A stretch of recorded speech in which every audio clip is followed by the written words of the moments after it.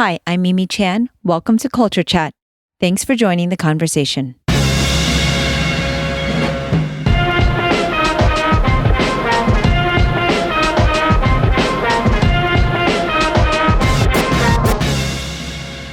Hi, everyone. It's another fun episode of the Mimi and Greg Show.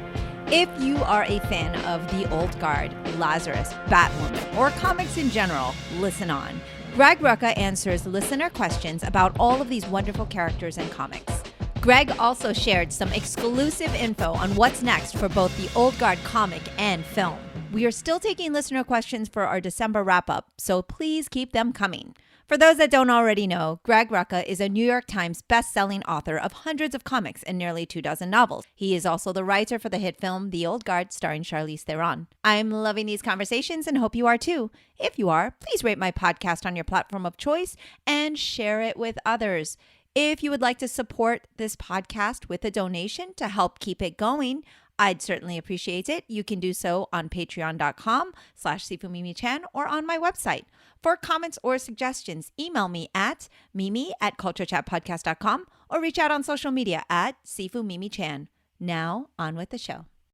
Hello, Greg Rucka. Hello, Mimi. How are you? I'm well.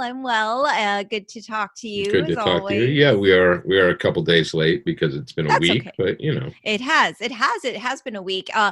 I wanted to thank you for putting it out there to all of your adoring fans for listener questions, because there are a slew of them that came in. Really? I mean, lots, like over 30, but a lot of them are repeats because everyone seems to have the same thing on their mind. But dear. Okay. Well, one of them, which is also one of my questions, was, did you have a good birthday? It was weird. And it was a little melancholic. Jen, we had Thanksgiving, and then Jen flew out on Saturday to quarantine in New York so she could be in New York for Elliot's court date. Mm-hmm. So my birthday was Sunday, so that was just Dash and me. And it was Marlo. And Marlo. We can't forget Marlo. But I mean, so you know, there's nothing quite as depressing as opening presents by oneself. Yes, it's true. So, you know, there were a couple gifts that had been sent from various people, and I opened one of them at their urging. And the rest have just sort of been sitting idly by. Oh, but that's kind of nice because they're like piling up now. Yeah, so you'll have a good moment to look forward to. We've got Hanukkah bearing down. And one of the weird things about COVID, about the quarantine, is I have not done a lot of shopping. I've been really bad about it. I'm finding it very difficult because I don't want to use Amazon.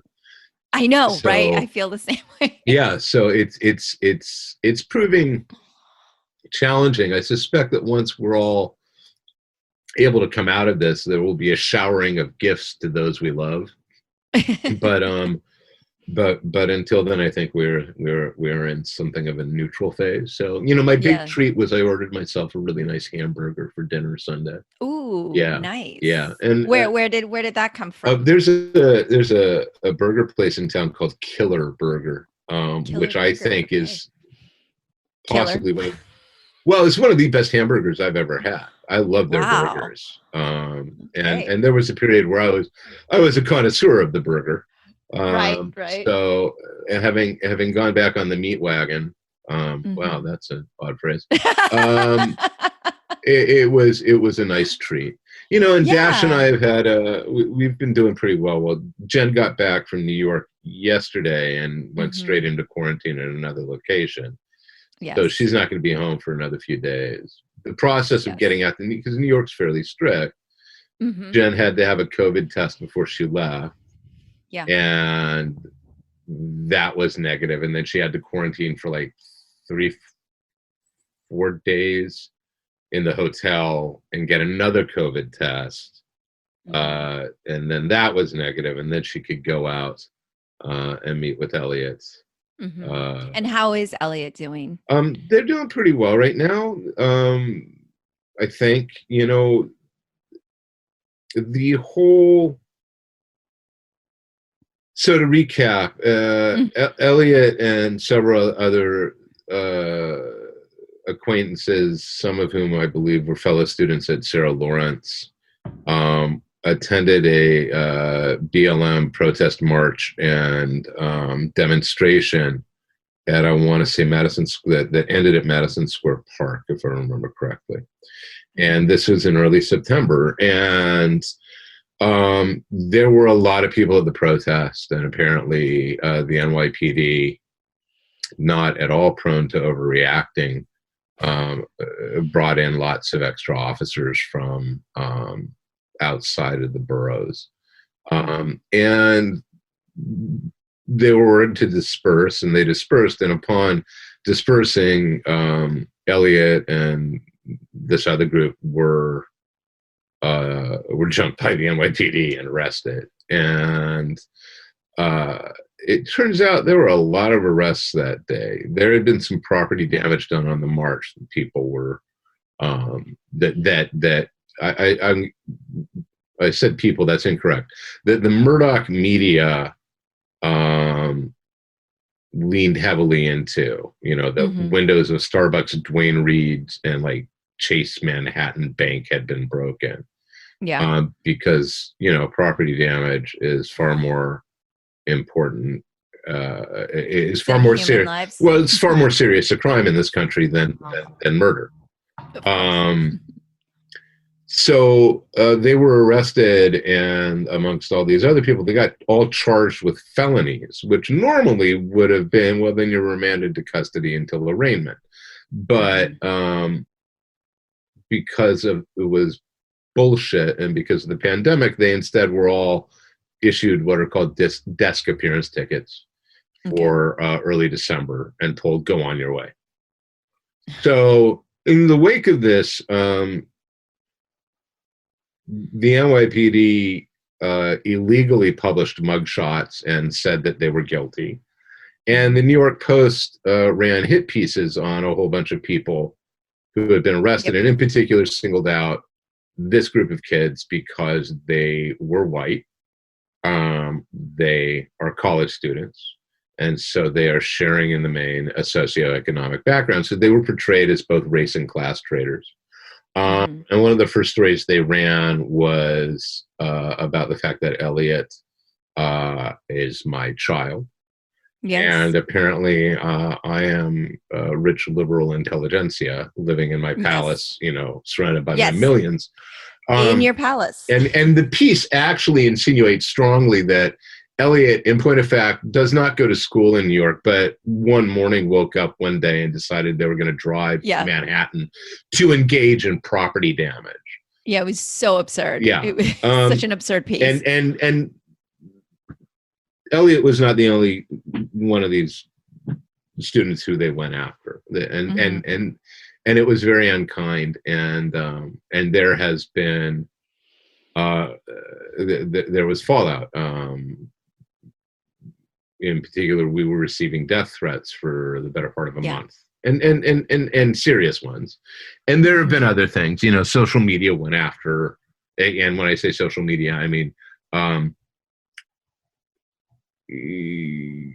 far right, alt-right Nazis decided that anybody involved in this was fair game. So never mind the fact that the felony charge was felony inciting a riot, which carries, I think, a maximum of 5 years. It had been pretty stressful, but it was also abundantly clear and immediately clear to Elliot's attorney. It's like, this is garbage. There's no evidence of this. There's no justification for this arrest. There's nothing. So they had the hearing before the judge this past week, and it took all day because there were something like 80 cases to get through.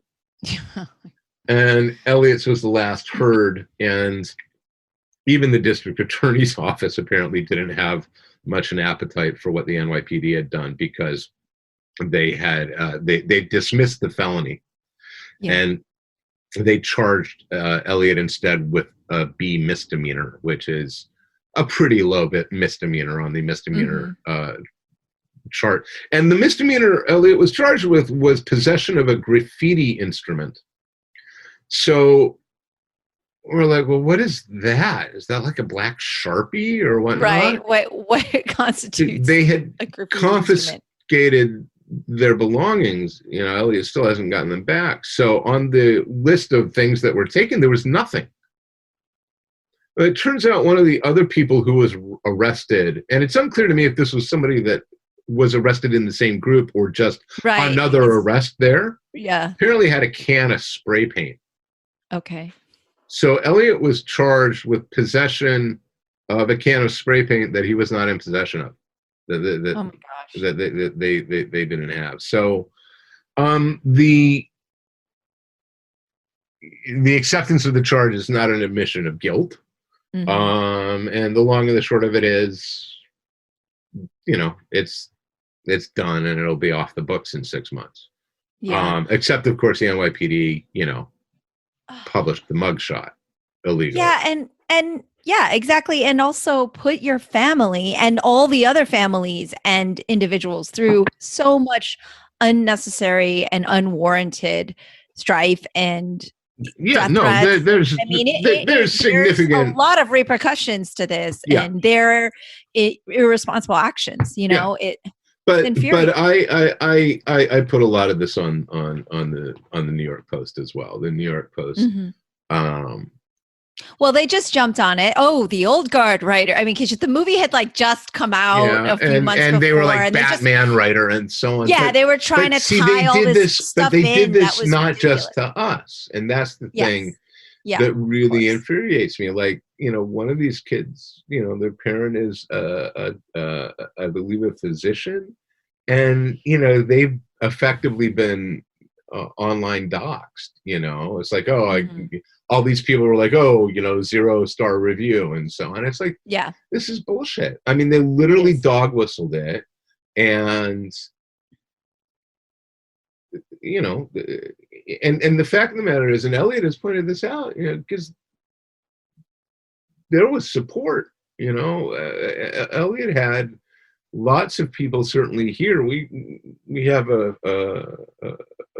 friend who's a professor at the U of O who made the comment, well, all the coolest people have been arrested.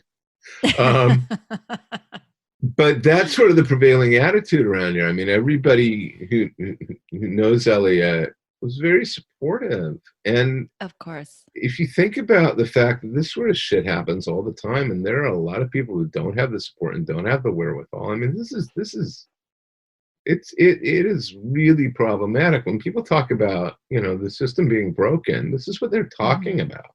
Exactly.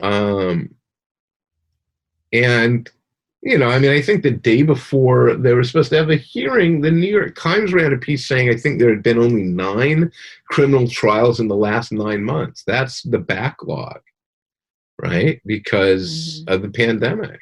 And so, look, I mean, we're grateful that we are out from under this. Elliot is dealing with, end of school year stress anyway. Yeah. So this is just one less thing, which is great, but the stress is still there. And of course, I guarantee you that, those people who threatened our lives certainly aren't going to feel, I guess we were wrong about it.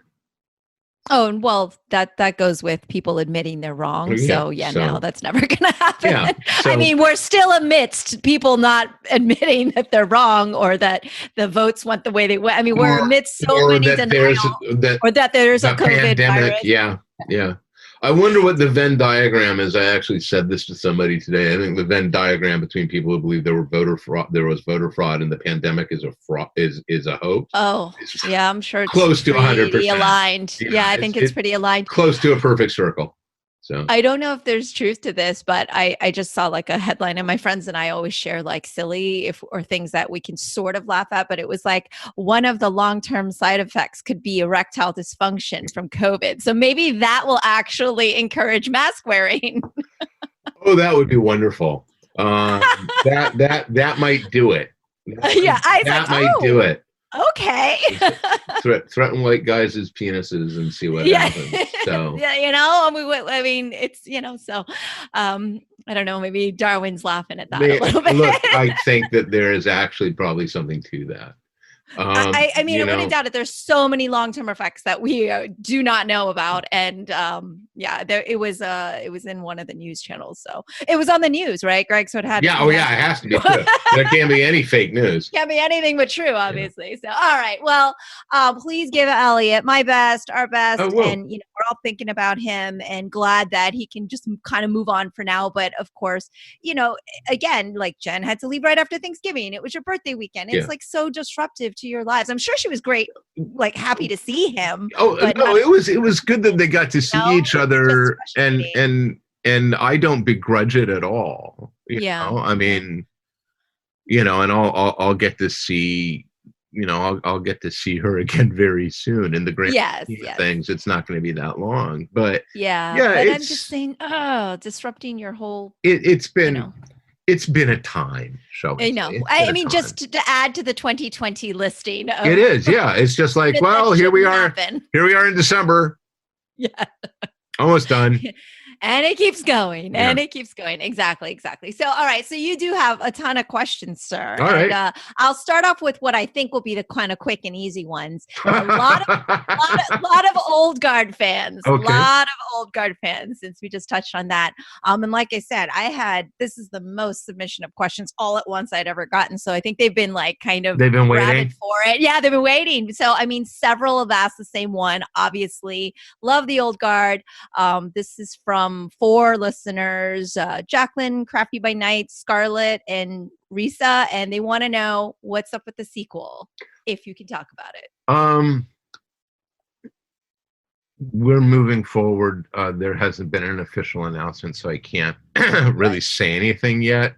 I will say that it took a lot longer for everybody involved in making this decision to sort of get everything together to make the decision. But as of a couple of weeks ago, it's looking very good. And I'm personally waiting on some contract stuff to get finished up, because I've done a lot of I've done a lot of work in the last 6 months on what I will write. But I ain't going to write a word of it until I get paid. Of course. So I feel I did. It's not like you have all this spare time to just write for the heck of it. Exactly. Exactly. So hopefully that will be resolved soon, because I know they would love to have a script soon. Absolutely. Well, then the fans can be hopeful, because that was kind of the general gauge. They're all asking if they can be hopeful. I think they can. You could buy a lottery ticket on the odds. That there will be an old guard too. All right, we'll take it. Yeah. All right. Nikki and Joe, as is mine, but lots of questions on Nikki and Joe, a lot of favorites. 2 of our listeners, friend Sigi and Risa C, asks, first, Nikki and Joe more, please. Also, yes, okay. Any chance for writing either like a comic spin-off of just Nikki and Joe? All right. So I'm going to give you a pseudo exclusive here. Ooh. We are doing an old guard anthology. Okay. It's going to be 6 issues, 2 stories in each issue, each story 12 pages. It's going to be called The Old Guard Tales Through Time. Ooh. And we have invited some folk to come and write some stories set in the canon, and we have a bunch of different artists and writers. I'm not going to say who yet. And Leo and I are going to do the very first story and the very last story. Okay. And then Leo and I will be getting to work on the 3rd series. There will be more Nikki and Joe. Yeah. And the crowd they're not going they're not going anywhere. They're not going anywhere. All right. Well, we are all thrilled about that. And following up with that, one of our listeners, I'm not going to try with the name, but NAC is the first initials of this very long screen name. But Joe and Nikki, have they ever been separated willingly or otherwise? Have they ever been separated? They have never decided they needed to take time off from one another, if that's what the question is. Okay. They, I mean, come on. 1,000 years. There have been a few days where they weren't side by side. I think they meant more also like long, like if they're like sometimes there's that No. No. Andy goes off for a break, and Yeah. like, do they ever break? Yeah, Andy going off for 50 years or whatnot. Yeah, that's an Andy thing. That's an Andy thing. Yeah, Joe and Nikki have never been apart for that long. Right. They hang out in Malta, as we all know. Yeah, I mean they are absolutely in love with each other and absolutely take comfort from each other, and you know, and one of the things that I'm actually hoping we're going to be able to get to in a second film is that they're not identical. You know, they can disagree. Absolutely. They can fight with each other, but that doesn't mean they love one another any less, or that the relationship is in jeopardy. I'm not a fan of the I'm not a fan of the trope that says, well, as soon as people hook up, the drama is gone, because obviously those are people who have never been married. And I have no interest. You know, this is probably one of those things that somebody at Netflix would be like, don't see that. But I'm not going to break them up. Why would I do that? You know, I mean, it's just, that's not who they are. They can be really pissed at each other. Yeah. But they neither of them would for a second think that they are wrong about how they feel for one another. So right.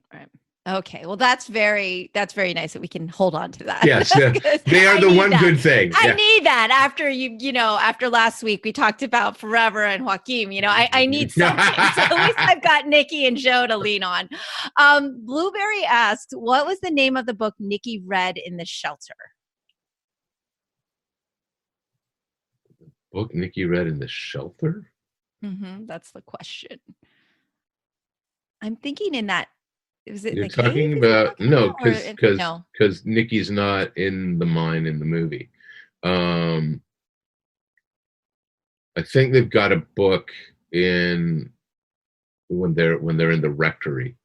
Okay. And I used to know this and I cannot remember. I will see if I can find out. Okay. We'll table that one. There's like 10 people that are asking this one, and they want to know how to see these deleted old guard. I don't know. I don't know, because it's Netflix, right? I have no idea if they're ever gonna be seen anywhere. There were bits that were filmed that are just, you know, the thing is, and it's always, you know, and you know this as a filmmaker, is that the thing that makes it to the final version, there is so much stuff before and after and around it that doesn't get used. And sometimes you don't use it because it's like, it's not very good. And sometimes you don't use it because it's like, this just isn't necessary. And efficiency, especially in the cutting stage, you know, you're working towards efficiency and clarity. There are shots, and you can see it in the trailers, you know, that you never see. There's a sequence when where you watch Joe arriving in Goussainville, and he drives in and he parks the car and he gets out with the groceries and he checks the perimeter, and a jet flies overhead and he looks up at the jet, and then you cut into the church and it's day, and Nikki is on post and he knocks, and it's this beautiful wordless scene that they did. And it was one of the first scenes I actually got to see them shoot when I arrived. You know, Joe enters, Nikki closes the door, locks it up, and they look at each other. And again, there's no dialogue. It's simply there's sort of there's a forehead touch of, I am glad you are back. That's all it is, right? It's this silent little moment, and then off they go to the rectory. A lot of the stuff that got cut was the character stuff as opposed to story/plot stuff. So it was detail stuff.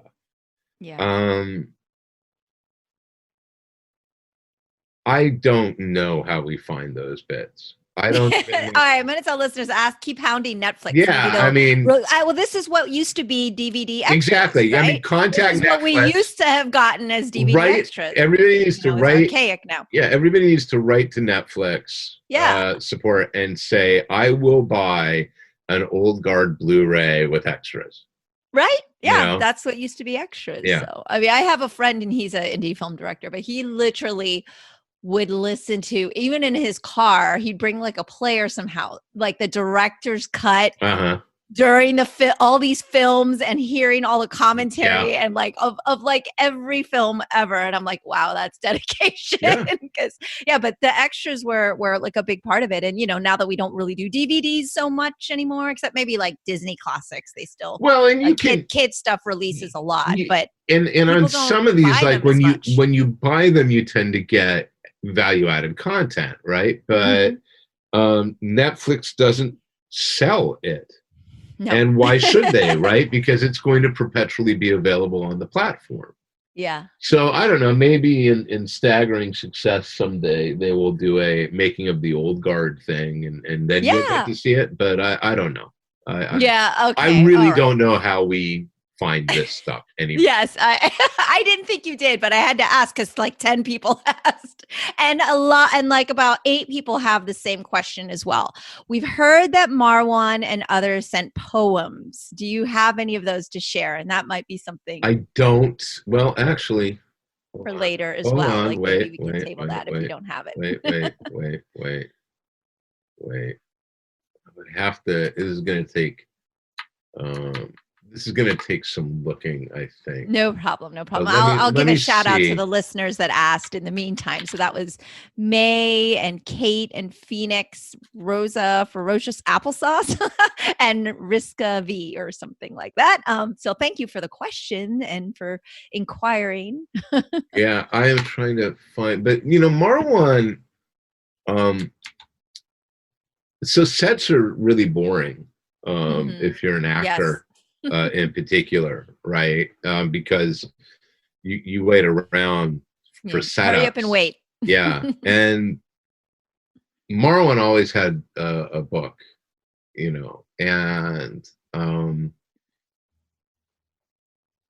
I think Luca did too. But I really remember seeing Marwan, and it's funny because Marwan sort of, and I don't know him very well, but personality-wise was kind of more Nicky. He's very thoughtful, and he's clearly a very deep thinker. He thinks about this stuff. Okay. Let me see. I cannot find this thing. I'm going to have to look because I'm sure I have somewhere in old emails. Okay. No, we'll give you some time because that way listeners can come back for that answer and they'll come back for it. So I'll drop you an email to remind you. Going back. But yeah, I know I got an email that had at least one poem that Marwan had found and sent it. Nice.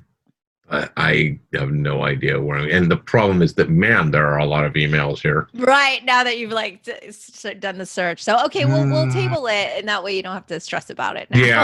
Yeah, this is going to take a while. There's a lot of listener questions, so don't worry. We can recycle that one into the next round. All right, I'll see if I can find it. Okay, so Something One in Serious asks, why are you drawn to write such great stories centered around powerful women? I like them. Good answer. I think that's at the end of the day the only answer I've got. I mean, yeah. Look, I mean, if you want to put me on a therapist couch and spend the probably an inordinate amount of money to unpack everything, you're welcome to do it. But I suspect the short answer is I like these women and I am compelled by them and curious about them, and many of them share similar traits, but I find myself again and again whenever I am, not always, because it's obviously that, I write male protagonists as well. But it seems to me a lot of the time, when I am seeing a story, the protagonist is a woman more often than a guy. And that may simply be at this point because it's habit now. But yeah, I mean, it is, I like it. And we like that you write it. Yeah, So, I mean, that was one of the first things I think I said to you when we met. I was just like, you really get us. I am fond of saying that, gender is an element of character. It's not character. Exactly. Yeah. In the same way that ethnicity or, orientation or religious background, they're elements of character. They're not character. And that it is an aggregate process. It is in many ways an organic process that you put all these things together and you put it in a blender, and these are all the things and a million other things that make up a human being. So when you are creating these characters, you're trying to be honest about their emotions and their needs and their wants, even if their situations are not, strictly. No, their situations can be honest. The setting is going to be inherently fictional, right? So, but there's nothing that says that, you write a story about somebody 500 years in the future, the emotional truth of that story is still, in theory, should still be the same. We don't imagine a future where people don't fall in love. And in point of fact, if we do imagine a future where people don't fall in love, that becomes what the story is about. Mm-hmm, mm-hmm. Right? Because the appeal to us there is, okay, so what happens when they do? Can you take that away from a human being? So yeah. Okay. When speaking of powerful women, Oscar and Sir Philbert just want you to know they love Lazarus and more, please. We're having the pandemic has hit production on that book really hard. Mm-hmm. We were late on 5. We're going to be late on 6. There's nothing we can do about it. We have had COVID issues and other things, but the story will be told. And I am optimistic that when we are all out the other side of this pandemic, we will actually be in a position where we can start accelerating towards that ending, because we're actually closer to the ending than we are to the start now. See, that's like bittersweet for me. Look, even in the best case scenario, it's another 4 years before it's done. Oh, wow. Okay. So. All right. So still on Lazarus, Susan asks, and this is one of my book club members who's new to Lazarus and can't stop Susan. Now. And she was wondering, and you may have answered this in some of the in the back of the editorials, where we've been reading the volumes, and so we don't always get to rehash those. Right. So, but who kind of decided to build the first Lazarus, and how did the families decide to make or / have them? Because we open with like so everybody. There is, or is that in the source books? It's in the source books. Okay. And I believe it's in the Carlisle source book. There is some very vague dates, because I play it fairly close to the vest. But the implication, if you read the material, is that about X-43,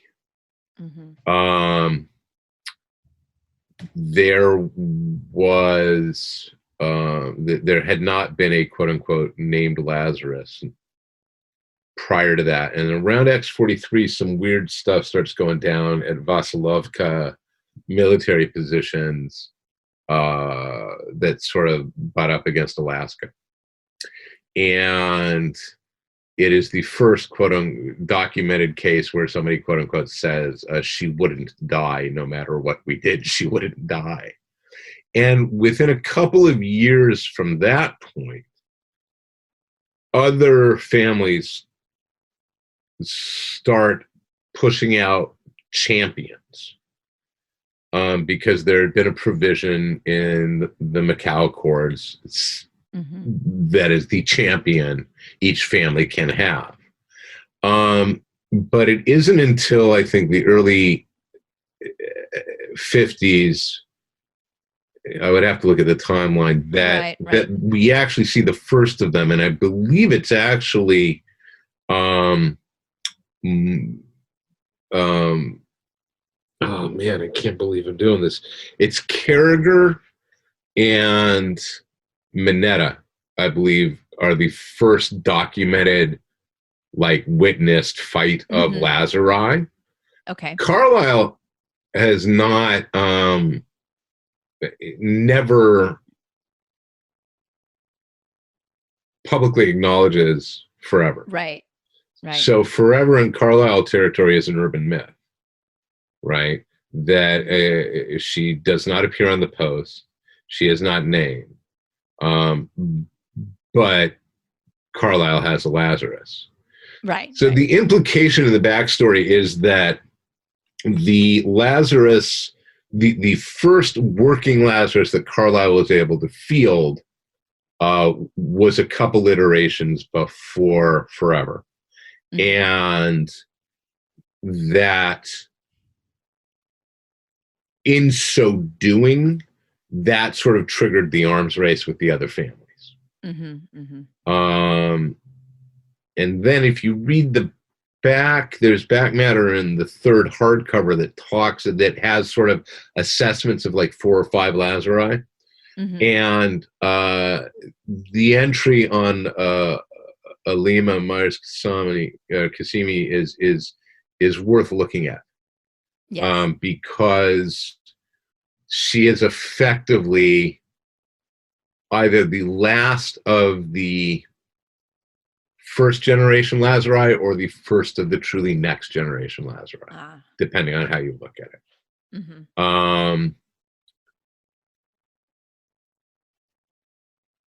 And I think that's probably the best answer I can get right now. No, that's a great answer. And also read the source books, right? Yeah. Well, no, I mean, look, the source books are so nerdy. Oh, right? I know. I mean, they're so nerdy. I wouldn't urge them on anybody. You know? Well, if they want the answers to some of these deep questions, right? And so that's what I tell my book club too. I'm like, if you want to get geeky with it, like the source books are no joke. And if you want to get really, go on the Discord and play the game. and then pick up the RPG book too, because everything in the RPG book is canon as well. Oh, okay. So, and there's more information. I realized it. Well, because the RPG book had to cover playing anywhere in the world. So, for instance, there's some really cool stuff in Yemen. I love it.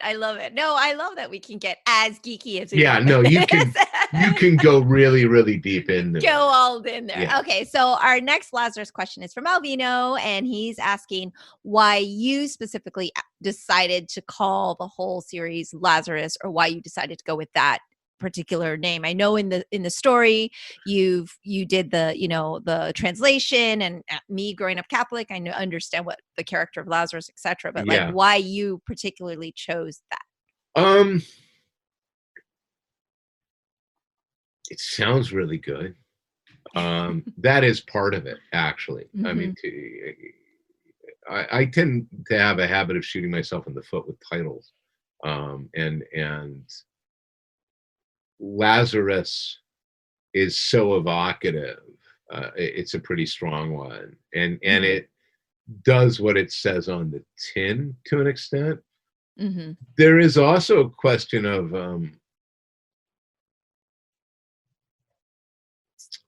the redemptive nature of the story.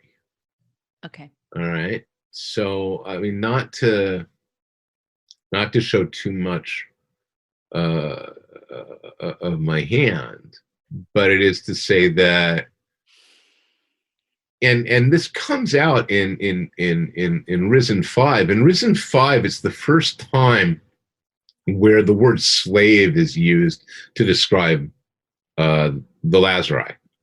Mm-hmm. And it's used twice in the issue. That is not incidental, right? There is arguably there is a biblical referent in this. And if you think about what Forever does, and I think I've said this before, she dies for our sins repeatedly.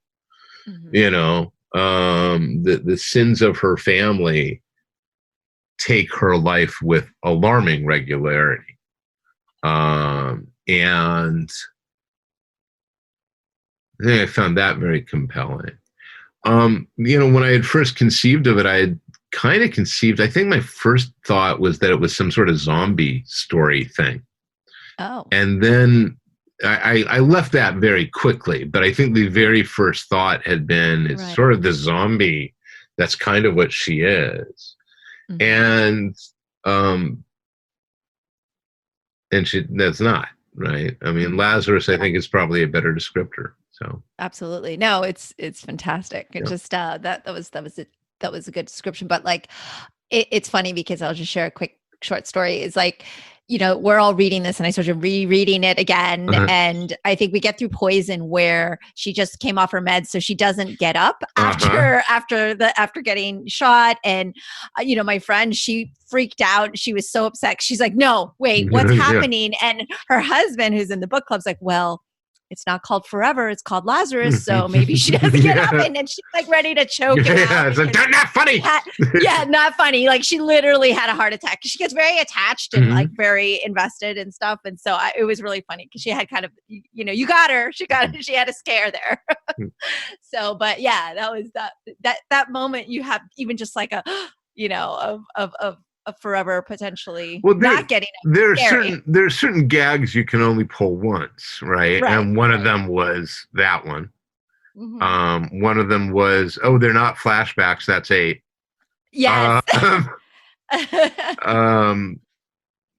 But you will note that if you look at recent issues, she actually hasn't taken a terminal injury in a while. And that's mostly because dramatically it's just not interesting at this point. Forever taking a wound that's going to put her down in the current situation with everything that's going on, she will get up again. So it is actually meant to sort of, one, from a storytelling point of view, there's no benefit in it. And then sort of so that's from the storytelling point of view. From the story point of view, what's going on is that Forever is at the absolute top of her game right now. She can take on 2 Lazari, and they couldn't put her down. They couldn't slow her down. Yeah. Fight scene. I mean, she is literally at the top of her game right now. And that's appropriate. That's where she should be in the middle of the second act or coming to the end of the second act. So yeah. It's all very exciting. So okay, we'll squeeze in a couple more here from Hazio. Which DC character do you think has the most unexplored potential? Currently, I don't know. Whatever you think, I guess. Wow. There are a lot. I mean, but you know, I love the characters on the fringes. I think I love Poison Ivy, and I'm not in love with sort of what's happened to her in the last couple of years. Okay. But that's because it's funny, you know, a lot of the origin stories for certain characters, and a lot of these characters are actually far more influenced by the Burnett, Tim Dini animated series than people realize. I have always found Ivy incredibly compelling because I don't think she's a villain. I think she's an anti-hero. And I think her origin, you know, coming out of Swamp Thing and that connection was really compelling. And I think that because of the popularity of Harley and the popularity attendant on her relationship with Ivy as a result, we've actually lost a lot of what Ivy is. Ivy has changed to fit Harley, the relationship with Harley. But yeah, man, there's tons of stuff that one could do, certainly with that character. I think Circe has been horribly underused over on the Wonder Woman side, and I would have, I wanted to do more there. Yes, I wanted desperately to do more, and that didn't come to pass. The thing is, the marquee characters have been overexposed, in my opinion. And there's a logic to that. They sell. But it's the ones sort of that come with them that I would like to, Steve Trevor could be really, really awesome if somebody gave him the time of day. Well, and even Lois, we had some of Lois for a bit. But and I don't think that's, for instance, on me. I would say, well, I'm not going to talk about Lois and Jimmy. Matt wrote Jimmy, I wrote Lois. We got to play there. They got their time. They got some exposure. Yeah. It's the ones that you sort of look at it and you're like, well, could you actually do a book here? Is there a book to be made here? You could do a really cool book. You could do a Circe book. Circe is to Wonder Woman as Lady Shiva was to, I was going to say Batman, but it's probably better to say to the Question. Okay. And you could have a lot of fun with that. That could be really neat. I would write that book in a heartbeat. Yeah. Yeah. I know readers would read it as well. How, because I know you've got several ongoing projects, possible screenwriting and lots of things going on. How much are you able to keep up with the world of comics for reading and from just enjoyment aspect? I don't read a lot of comics anymore. I tend to read comics by people I know or comics that are recommended to me by people I know. Right. Which takes up any spare time you probably even have. Yeah. That's really what it is. And for better or for worse, we are living, it's funny because, the industry is just in miserable shape and, having seizures daily and arguably on life support, but the medium is healthier than it's ever been. There are comics everywhere. And if we remind ourselves that, and there are a group of, in particular, white guys who need to be reminded that comics are not only superhero books. There's some tremendous stuff out there. David Walker sent me pencils on a short story he just did. And the art is gorgeous on it. I'm not sure where it's going to be coming out or when, but it's stunning. Yeah. It's stunning. And we have online, we have digital. There are so many places to get like I say, the art form is in great shape. The industry, not so much. No. Well, hopefully we can get those to go hand in hand. Yeah, I think they'll come back, but I think we're going to see a radical change in the industry in the next couple of years because, AT&T doesn't care about DC Comics. They don't care if DC keeps publishing. They care about shareholders and bottom line and maintaining the IP. Yeah. So we may see the comics stop at a certain point. You may only be able to get certain books at Walmart, and there may not be original content. I don't know. And if you think Disney looks over at Marvel Comics and says, well, this is the jewel in our crown, you're high. They don't, they go, that's a loss leader, and we already own all this stuff anyway. Why do we have these things? Yeah. And the other thing that's going to happen, interestingly enough, is that they're going to hit a point where they are going to mistake the comics publishers for brand, what's the word I'm looking for? For brand augmentation, as opposed to what they are, which is R&D. Okay. Right? You don't get a 23 movie Marvel cycle without the R&D of all those Marvel comics. Right. All right, you don't.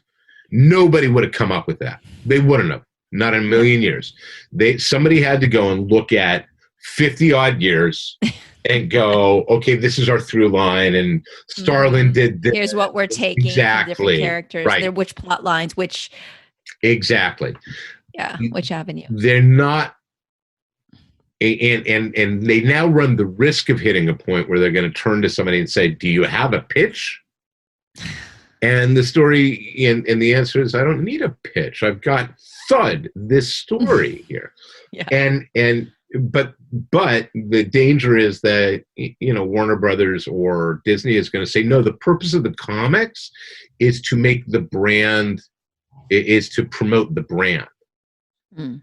And that isn't the purpose of the comics. The purpose of the comics in that, and I'm only speaking in this corporate media context, is R&D on characters and stories.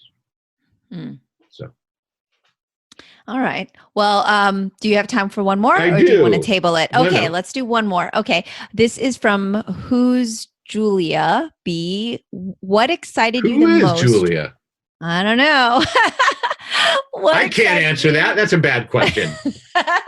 What excited me? What excited you the most while writing Batwoman? Oh, that's an awesome question. That is a really great question. I think the project did. The whole project did. And what I mean by that is, I think for Jim and myself, and certainly Mike Siglain, and everybody who came aboard, for Todd Klein, we were all really passionate about doing this well. Like, we wanted to get it right. We wanted to create an origin that was going to be that would let the characters survive. And we talked about everything. I mean, everything.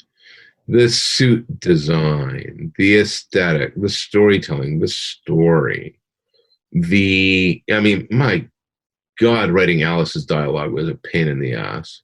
I found my annotated copy of Alice through Looking Glass and Alice in Wonderland a couple weeks ago. And it has just got stickies all over it and highlighters all over it.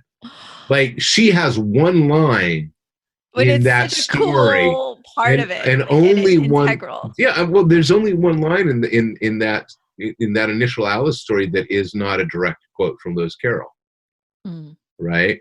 She never says anything that isn't written by Carroll. And it makes her really dissonant, because it's not like there was a quote for every occasion. It was quite literally like, she's in her own place.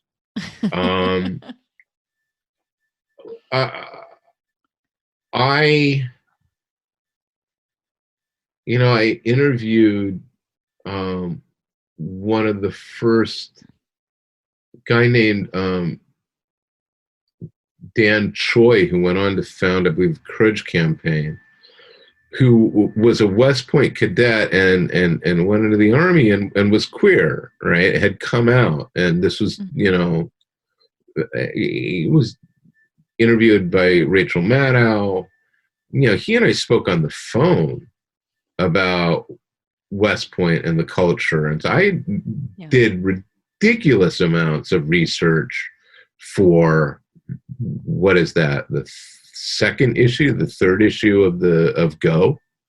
We wanted to build something that would last. And I think, so when you ask what was the most exciting thing about it, it was, in many ways, it was both Kate herself. Like, she was exciting. She was awesome. As she became more and more evident, and as we zeroed in on things, and as I became more and more adamant, and this is one of the things, honestly, that pisses me the hell off about what they've done with her since then. She was never, ever meant to take orders from Batman. Like, from the word go. She was always meant to be like, I am my own. You don't own this. You don't get to own it. And, of course, what they've done is undermine that completely. And like kind of sidekicky. And they've undermined a whole lot of other stuff in that origin that was really specifically built to be juxtaposition. Jake was never supposed to be a problem. Jake was always, she was supposed to have a good relationship with her dad, right? Yeah. There were places where every other time an origin had gone left, we were like, let's go right. But it was so important to me that Kate be established as her own person, that she was, if you look at what Batman, and this was the approach, if Batman is the progenitor, there is a first generation that comes off of Batman. That's Batgirl and Robin, and then there's a second generation that is Robin into Nightwing, new Robin, spoiler, Huntress, second Batgirl, right? And it iterates out. What Kate was always meant to be was, she isn't responding to Batman. She's responding to the symbol. Her service is to that ideal, right? She, in the same way that the soldier follows the flag, she follows the bat symbol. So Batman could say, you got to do this and you got to do that. And she'd be like, fuck you, old man. You don't own this. You might have created it, but it is so much bigger than you now. You don't get to own it. And I hate the fact that they have rolled that, they've undone so much of that. It indicates a fundamental misunderstanding and an intellectual laziness. No, it's lazy. It has you're right. It has been exceptionally lazy. They go, oh, we're just going to throw her into the Bat family. She's not a member of the Bat family. She was always meant to be the person who could look at Batman and be like, whatever, I'll be over here. And that's why she was never fighting Joker or Riddler or whatnot, and what was set up. She had her own thing. Yeah. She had her own thing, which is why it was interesting. Yeah. It's hard enough for me to want to read some of those mainstream characters as is. And like you said, there's just no compelling reason when they just stereotype or just make it late. Like you said, it is lazy. It's just very, okay, we'll just kind of go with they got to deliver. They got to deliver on a schedule. I get it. But I don't understand. Well, we know what you were excited about and what you're not excited about now. I refer to it a lot as low-hanging fruit, right? Yeah, and over and over. It entertains people, but it doesn't actually. Right, and it's the easy one. And it's not necessarily, okay, you can do that really well. You can do it competently.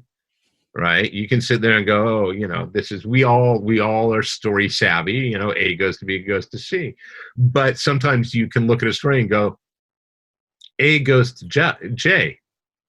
You can get to J. Give it a little thought, and if you go A, J, B, you have a different story. You want them to think. I want the creators to do that. Right. That's what I mean. Big ask, right? When like where they're in the machine, Yeah, right? That's and just they're being being turn, told to turn, turn. deliver They're being and told so to on. deliver. And one of the blessings that we had with Batwoman was people got the hell out of our way. And I can be a pushy bastard, and we had really good protection on it. So when people said, well, we want to use Batwoman, I was like, no, nobody is allowed to use her yet. And that was one of the rules. It was like, nobody gets to use her until we have the origin story finished. Yeah. Because you cannot understand the character until you have read the origin. Right? So let us tell the origin. And still people were like, oh, I'm using her over here. And we were like, God damn it. Yeah.